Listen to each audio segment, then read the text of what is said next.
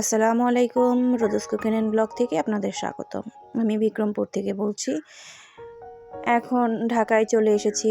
ঢাকায় ননাসের মেয়ের বিয়ে খেতে সিঁড়ি দিয়ে উপরে উঠে যাব। তারপরে এখানে সব আত্মীয়-স্বজনের একটু ভিডিও করে নিলাম। সবাই যেহেতু ক্যামেরার সামনে আসতে চায় না, সবার অজান্তেই ভিডিওগুলো করে নিয়েছি।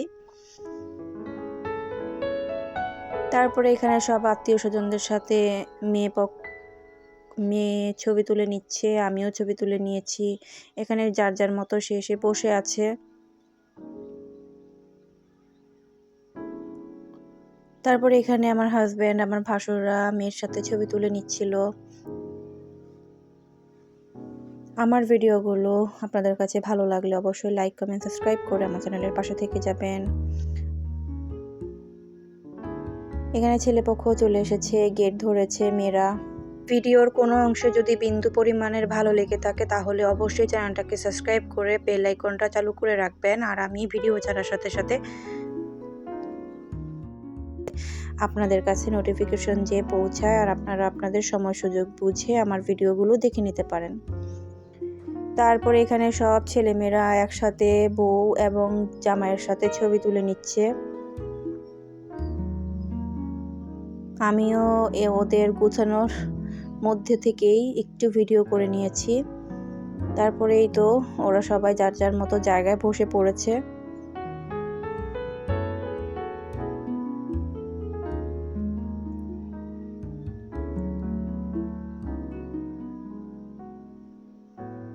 তারপর ওরা এক এক পোজ দিচ্ছিল, আমি ওইখানে একটু ভিডিও করে নিয়েছি আমার। তারপর উপরে খেতে চলে এসেছি, এখানে খেয়ে নিব। অনেকটা সময় হয়ে গিয়েছে, দেখতেই পাচ্ছেন বিয়ে বাড়ি বলতেই খাবার, আর খাবার মানেই মজা। তারপর এখানে কাচ্চি ছিল,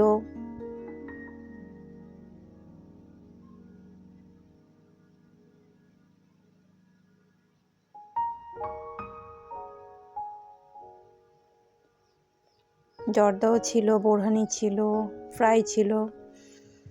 খাওয়া দাওয়া শেষ করে তারপর এখানে মেয়ের বিদায় পালা চলে এসেছে।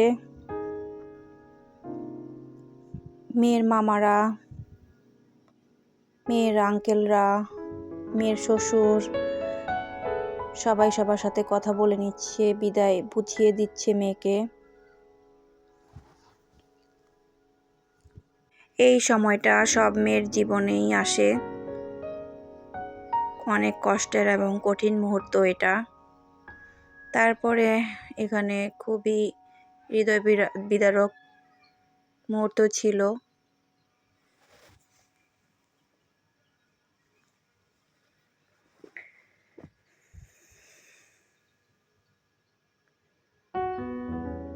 সব ভাগ্নিরা কান্নাকাটি করছিল।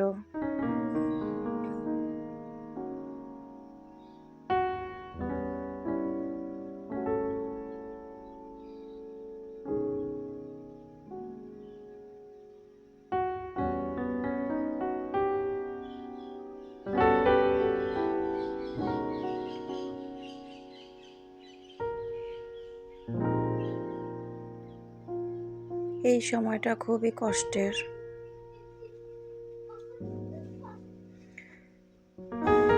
তারপরে আর কিছু বলবো না, আজকের ভিডিওটা এই পর্যন্তই।